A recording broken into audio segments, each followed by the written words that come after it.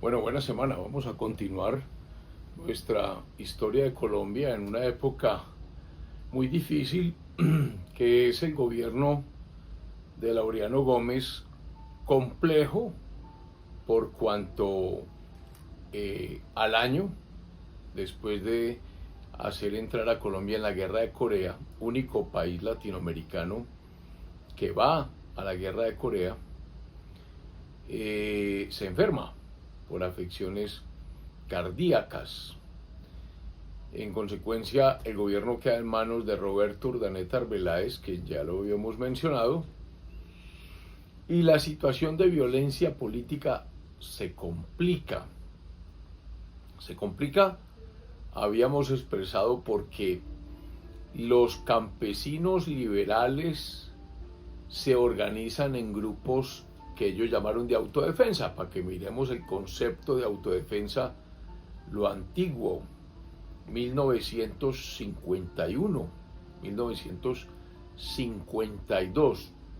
Lo cierto es que se forman unas guerrillas liberales fuertes, especialmente en los llanos orientales, donde habíamos mencionado a Guadalupe Salcedo, a Dumar Aljure, a Eduardo Franco Izaza. Lo mismo en Antioquia, en el suroeste, más hacia límites con el Chocó, en Urrao, otro Franco, llamado el Capitán Franco, y zonas de colonización, parte de la colonización antioqueña, grandes migraciones de campesinos, y entonces del suroeste viajan al norte del valle, y allá está la región de Caicedonia, Sevilla, Tuluá más abajo, ya en el valle. Entonces ese viejo Caldas, el norte del valle, Quindío, la zona de Génova, todo eso es complicado.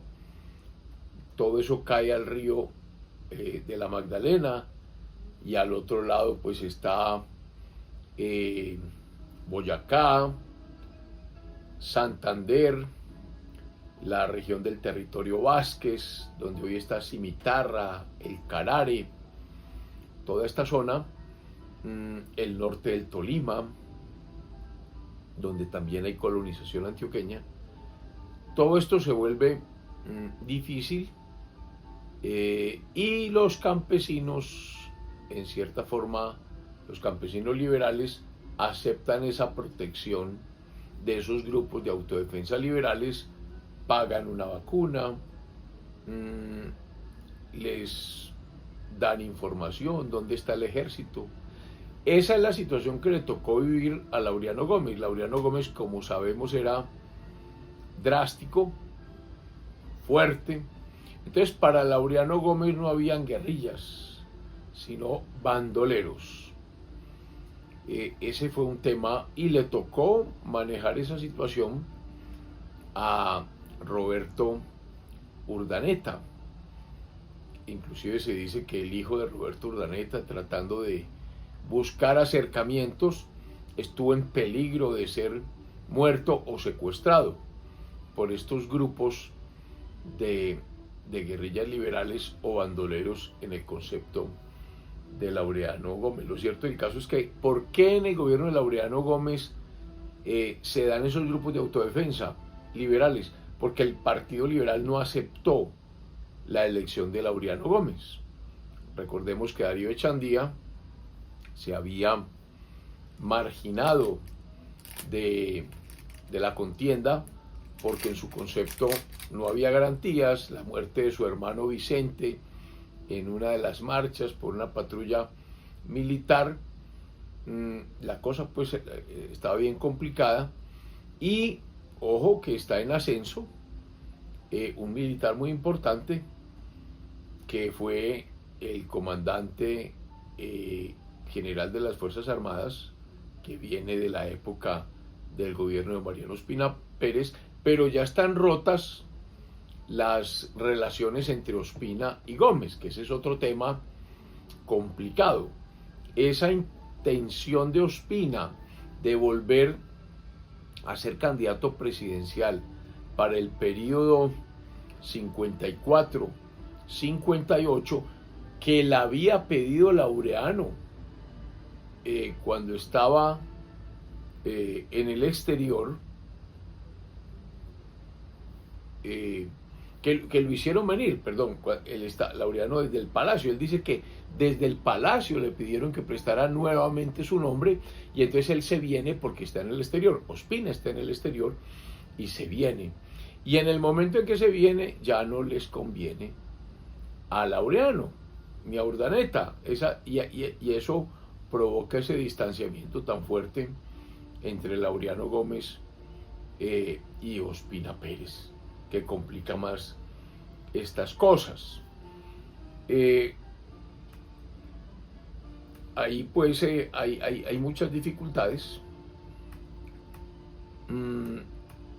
La ANAC, que fue citada por Laureano, la Asamblea Nacional Constituyente, está liderada por Mariano Ospina Pérez.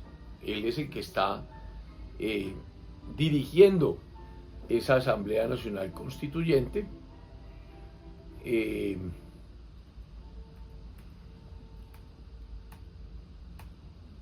Y hay otros elementos que también es conveniente mencionar.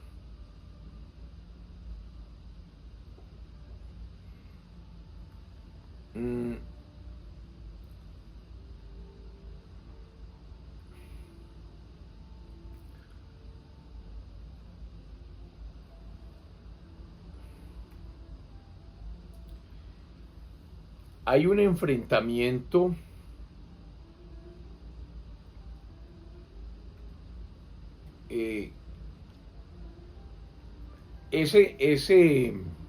esa situación del país en tales circunstancias tan difíciles, el presidente enfermo, Laureano Gómez, Urdaneta, que parecía un títere de Laureano, Ospina Pérez agraviado al no permitirse ahora pues ser no estar apoyado por el laureanismo para ser nuevamente candidato presidencial. Pues las cosas se complican mucho. Esa amistad tan estrecha con Rojas Pinilla, Gustavo Rojas Pinilla, de origen boyacense,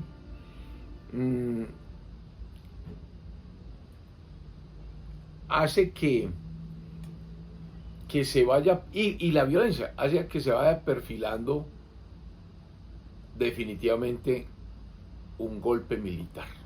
Eso es lo que la gente empezó como a pedirlo a gritos, pensando que el ejército solucionaría este problema tan grave, y eso es lo que perfila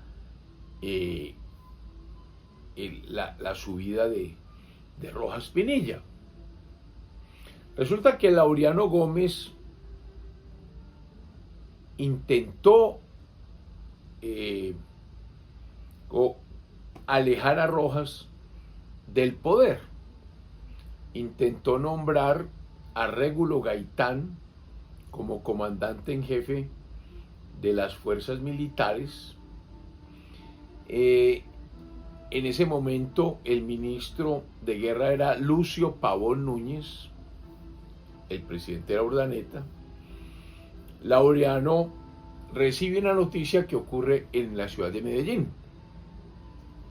El grupo Locería Colombiana, en manos de los Echavarría o Lózaga, hay un señor que se llama Felipe Echavarría, y entonces se dice que Felipe Echavarría fue detenido porque estaba participando en una conjura y fue torturado. Dicen que fue llevado a unas instalaciones militares, que fue desnudado y que fue colocado en un bloque de hielo y imagínense ustedes uno sentado en un bloque de hielo desnudo toda una noche. Entonces hubo detención y tortura de Felipe Chavarría, pues que no era ningún aparecido en la sociedad de Medellín. Eso le llegaba a Laureano y creo que le llega como anillo al dedo. Entonces Laureano aprovecha ese momento para alejar a Rojas del poder, nombra a Régulo Gaitán como comandante en jefe, pero Lucio Pavón Núñez, que era el ministro de Guerra, y Roberto Urdaneta se abstienen de hacer eso, de nombrar a Régulo Gaitán, de separar a Rojas como comandante de las fuerzas militares, y entonces Laureano Gómez decide reasumir el poder, se va para el Palacio Presidencial, allá encuentra a Urdaneta, dicen que está muy enfermo, con un resfriado muy fuerte, le dice pues que destituya a Rojas. Urdaneta dice, pues hombre, donde yo destituya a Rojas, en este momento del país hay un golpe militar. Entonces Laureano reasume el poder 13 de junio de 1953, reasume el poder, firma la destitución de Rojas, y pasa algo incomprensible. Se va del palacio. ¿Por qué se va del palacio Laureano Gómez y para dónde? Esas son preguntas curiosas, porque si yo reasumo el poder en semejante circunstancia, pues debo quedarme allí para dirigir la situación, y él se va. Parecería entonces pensar que él sabía que le iban a dar el golpe militar. Recordemos que Laureano, el 9 de abril de 1948, le sugirió o le exigió o le dijo a Mariano Ospina Pérez que la única forma de solucionar el problema era entregándole el poder a los militares. Lo cierto del caso es que Laureano se fue, el poder entonces, Urdaneta se quedó allí, pero ya no era presidente, y entonces le llaman a Rojas Pinilla, le dan la noticia y él se va al Palacio Presidencial, pregunta quién está aquí. Urdaneta dice, yo ya no soy el presidente. ¿Quién manda aquí? Dice, no. ¿Dónde está Laureano Gómez? No está Laureano Gómez. Y entonces dice, pues hombre, el país se está deshaciendo por la violencia guerrillera, liberal, y grupos de autodefensa conservadores. El ejército no es capaz de controlar esas cosas. O sea, en el campo esto se vuelve una situación muy complicada.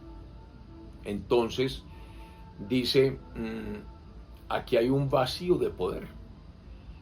Me imagino que hace las consultas respectivas, le dice a Urdaneta, asuma usted el poder que yo le apoyo, y Urdaneta dijo que él no hacía eso. Hace consultas, llamadas, y dice, aquí lo que hay es una ausencia de poder y el país no puede estar así, y entonces dice, yo asumo el poder como presidente de Colombia. Ese es el golpe militar de Gustavo Rojas Pinilla, que Darío Echandía llamó golpe de opinión, porque inmediatamente se supo eso, parece que hubo jolgorio en todo el país, tranquilidad, y comienza el gobierno de Rojas Pinilla, que se supone que iba a durar un año, el 13 de junio del 53, y que iban a haber elecciones en mayo del 54, y habría un presidente democráticamente elegido para agosto del año 54. Eso era lo que pensaba, y por eso Rojas tuvo el apoyo del ospinismo. Ospina Pérez estuvo con él, y a partir con Rojas, ahí comenzó el liderazgo de Ospina en la ANAC, en la Asamblea Nacional Constituyente, que era muy importante el momento porque podía, digamos que justificar, legalizar ese golpe de Rojas Pinilla. Una Asamblea Nacional Constituyente se supone que está por encima de cualquier cosa. Laureano sale del país y comienza Rojas Pinilla.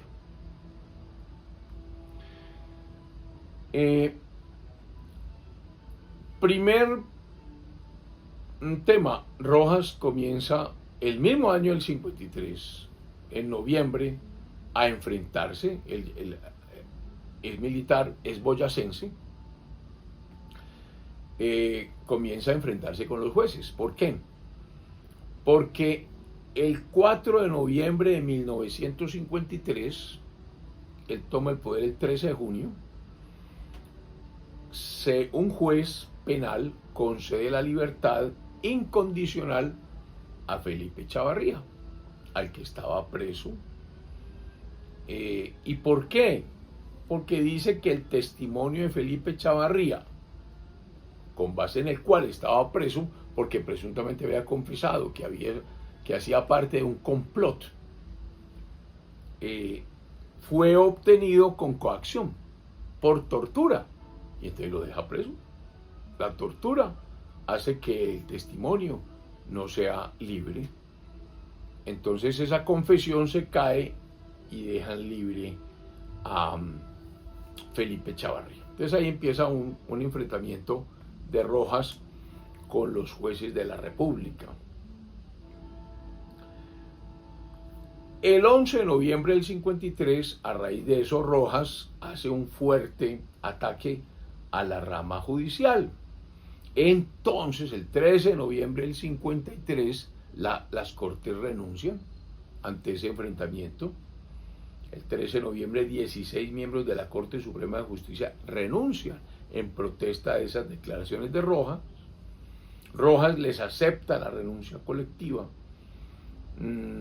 Dice que otros organismos debían proceder de igual manera, tal vez refiriéndose al Consejo de Estado, y entonces 6 miembros de la Corte Suprema del Trabajo, 4 consejeros de Estado renuncian. O sea, el Poder Judicial queda prácticamente en poder del Ejecutivo, de Rojas Pinilla.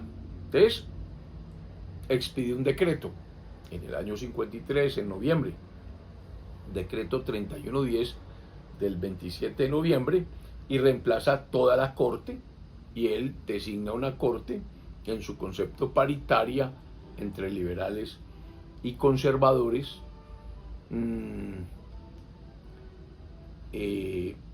y eso es lo que logra Rojas Pinilla los primeros 6 meses de su gobierno. Esto es noviembre de 1953. Y se mete de lleno en la pacificación del país. Y entonces decreta una amnistía. Dice que el problema más grande que tiene el país es la violencia, que ese problema hay que resolverlo, y entonces él pone todo su equipo de gobierno, todo su interés en solucionar el problema con las guerrillas, decreta amnistía para los guerrilleros y se les empieza a dar tratamiento político. Ojo, ya no son bandoleros. Miren cómo siempre se ha manejado este tema con las guerrillas. Primer requisito para negociar con las guerrillas, para lograr que se acojan a una amnistía: no son bandoleros, que era el término que les daba Laureano Gómez y Roberto Urdaneta. Esos son bandoleros. Digo, no, ustedes son guerrilleros. Entonces se da amnistía y empieza un acogimiento a ese proceso de amnistía. Ya tienen tratamiento político.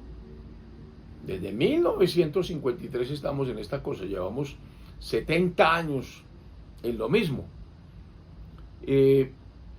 Miles de campesinos en los llanos orientales, donde está Dumar Aljure, donde está Guadalupe Salcedo, Eduardo Franco, entonces entregan las armas. También de Antioquia, Urrao, las zonas liberales del suroeste. En el Tolima, aunque en el Tolima se presenta dificultades con unos grupos que están más al sur. Recordemos que Tiro Fijo, que fue liberado el 9 de abril del 48, ese nunca se entregó, nunca se amnistió. Entonces en el sur del Tolima es más compleja la situación, en la zona montañosa es más difícil y ellos resuelven no. Tal vez allí ya había llegado el comunismo, las ideas comunistas, y entonces estos grupos se van más hacia el sur y no se amnistían.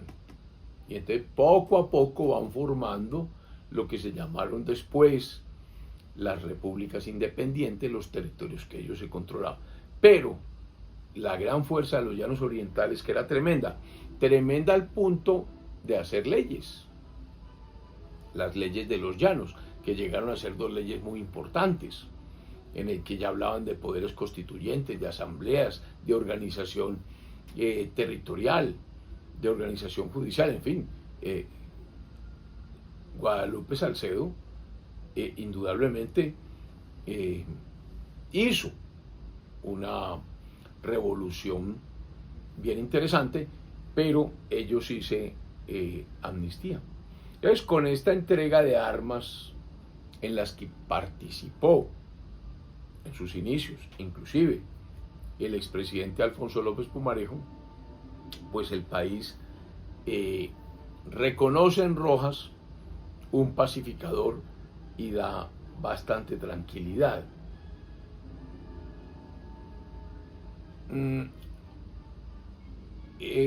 Digamos que el gobierno de Rojas 53, 54 y 55 estuvo basado en eso, tuvo un descenso en el 54, pero en el 55 vuelve a repuntar con esta campaña de prestigio y de pacificación del país.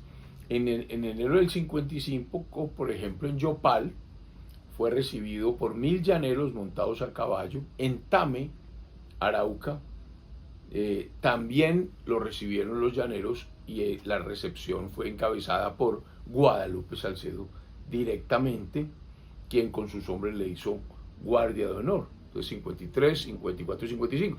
Ustedes dicen, pero ¿cómo que 54 y 55?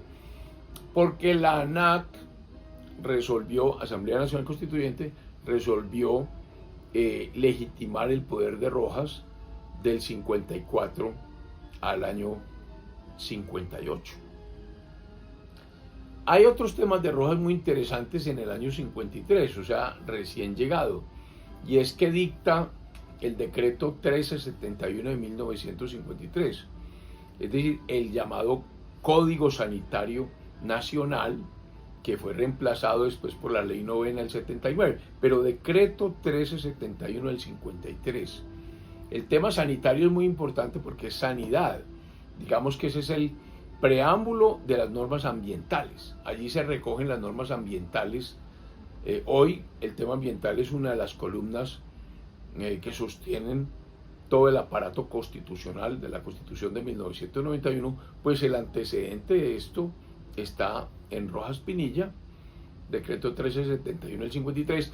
También hay que reconocer que en el gobierno de Laureano Gómez se había participado en los congresos internacionales que ya estaban hablando del tema ambiental por allá en el año de 52, 53.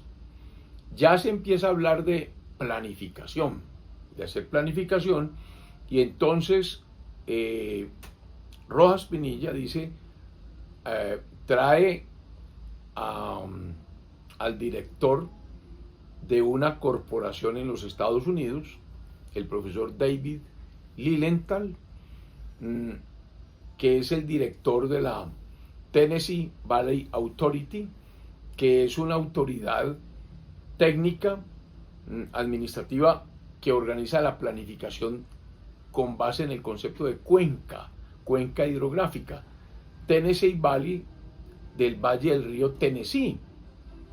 Sobre todo es el Valle del Río Tennessee, se hace allá un programa de planeación basado en la energía hidráulica sobre el río Tennessee, y entonces a Rojas le llama mucho la atención eso y se trae al profesor Lilienthal a que haga lo mismo acá. Entonces, en 1954, al año siguiente, Rojas Pinilla dio origen a la CBC, la Corporación del Valle del Cauca, con base en el mismo concepto. Después vinieron las otras corporaciones autónomas regionales para hacer desarrollo conservando, porque la cuenca hidrográfica, para mantener agua caudal, pues había que conservarla. Entonces, hoy en Colombia las corporaciones son las autoridades ambientales más importantes, no es el ministerio, es sobre la base del río, de la cuenca hidrográfica. Ese concepto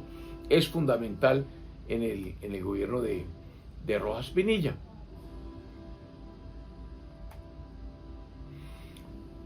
Ahora, otras obras que hay que reconocer en el gobierno de Rojas Pinilla, además de la pacificación que hace, se crea el Fondo Nacional del Algodón. Hay que incentivar mucho el tema agrario, porque la mayoría de estos guerrilleros liberales son campesinos, no son gente de las ciudades. O sea, la guerrilla liberal era del campo. Entonces se crea el Fondo Nacional del Algodón, decreto 455 de marzo 2 de 1956. Se autorizó el Banco Ganadero para que pueda desarrollar actividades como un banco comercial. Se crea el Banco Cafetero para prestarle plata a los cafeteros. Decreto 2314 de septiembre 4 de 1953. En 1954 se crea el Instituto Nacional de Fomento Tabacalero. El tema del tabaco en Santander es muy importante, en Boyacá. Se apoya la construcción del ferrocarril del río Magdalena, el ferrocarril del Magdalena, para que vaya sobre la cuenca del río y vaya a Santa Marta para unirlo con el ferrocarril de Antioquia. Se construye el aeropuerto El Dorado en Bogotá, entonces se construye esa famosa Avenida Jiménez, Avenida El Dorado, perdón, que va hasta el aeropuerto El Dorado. Se compran las acciones de Avianca, que era empresa privada, para nacionalizarla y que sea línea dorsal del transporte en Colombia.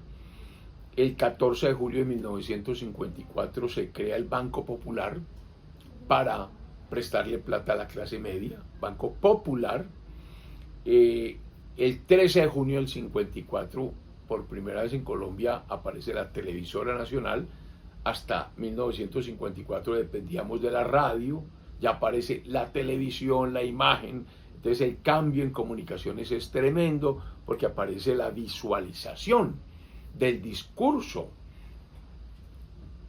Imagínense lo que eso crea. El noticiero ya no es el radio, es la televisión nacional. 1954 se crea el centro administrativo de la ciudad de Bogotá, el famoso CAM, que llamamos ahí cerca, también sobre la avenida El Dorado, y para entregar recursos para todas estas obras de rehabilitación, de reinserción, se crea Sendas. ¿Qué es Sendas? La Secretaría Nacional de Asistencia Social, Sendas. Y aquí viene un error de Rojas Pinilla, me parece a mí, que es entregarle Sendas, que tiene mucho dinero, porque tiene que ver con proyectos de rehabilitación, pues se las entrega a su hija. Ahí hay un tema. Su hija, María Eugenia Rojas Correa. La esposa de Rojas era Carola Correa de Rojas, antioqueña. Entonces viene María Eugenia Rojas Correa, que se casa con Samuel Moreno Díaz. Esos son los padres de Samuel Moreno Rojas, que fue alcalde de Bogotá y que terminó preso por corrupción, lo mismo que su hermano, que fue senador de la República. Entonces aparece María Eugenia, le decían la capitana, porque ella resolvió convertirse como en una especie de capitana cívica, policía cívica, y usaba uniforme. Y aquí empieza otro problema, y es que María Eugenia visita a la Argentina, y la Argentina en esta época está dirigida por Juan Domingo Perón, el peronismo, un militar, y de allá copia muchos modelos. Y ahí es donde comienza un concepto que se llama binomio pueblo-fuerzas armadas. Binomio pueblo-fuerzas armadas. El populismo de Perón, pues lo trae María Eugenia. Y empieza, me imagino, a hablar con el papá, porque es su niña querida, preferida, a la que le entrega sendas. Y ahí hay un verdadero problema, porque ya piensa Rojas probablemente en perpetuarse en el poder, imitando a Juan Domingo Perón, porque toda América Latina está en manos de militares. Toda América Latina. En este momento Colombia, pues también está en manos de los militares. El objetivo, pues, de Sendas era ayudar a los campesinos damnificados por la violencia. Entonces, algo muy complementario al proceso de paz, pero con los años Sendas se convierte en un centro de propaganda del régimen de Rojas para perpetuarse en el poder, y empieza a donar juguetes, alimentos a todo el mundo, con mucho despliegue publicitario, tal cual lo hizo Juan Domingo Perón. En 1953, a pesar de la entrega de muchos militares, hay un recrudecimiento de la violencia, especialmente el Tolima. Recordemos que muchos del Tolima no se amnistiaron, entonces el Tolima es decretada zona de guerra, marzo del 54, entonces hay una gran inversión en fuerzas armadas, sobre todo fuerza aérea, hay bombardeos. Rojas entonces culpa a los comunistas. Entonces ya dice, es que hay una guerrilla comunista, no es la guerrilla liberal, ya hay una guerrilla comunista. Rojas culpa a los comunistas de esa situación. En marzo del 55 hay un combate en Villarrica, Tolima, y el gobierno declara todo el área como zona de operaciones militares. En abril del 55 se utilizan bombardeos de la Fuerza Aérea. Entonces, ya el país empieza a dudar de si hubo o no hubo pacificación, y empieza a haber oposición al régimen y a un movimiento guerrillero que definitivamente Rojas no doblegó, que es todo ese movimiento que está en el sur del Tolima, que es donde está Tiro Fijo, aquel bandolero que sueltan de Ibagué, y que después crea las FARC, las Fuerzas Armadas Revolucionarias de Colombia. Hay entonces también problemas con la ciudadanía, porque hay unos estudiantes que salen a protestar en Bogotá cuando estaba para celebrarse el primer aniversario de la toma del poder, el 13 de junio, y el 8 de junio del 54,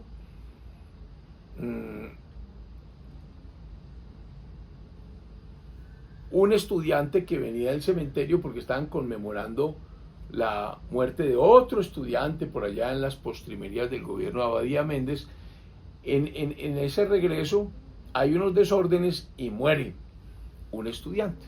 Entonces hay una manifestación estudiantil que protestaba por el asesinato de ese estudiante del 8 de junio del 54, y el ejército disuelve la manifestación a bala, y hay 8 muertos al año del gobierno de Rojas, 40 heridos. Ahí ya empieza a complicarse la situación.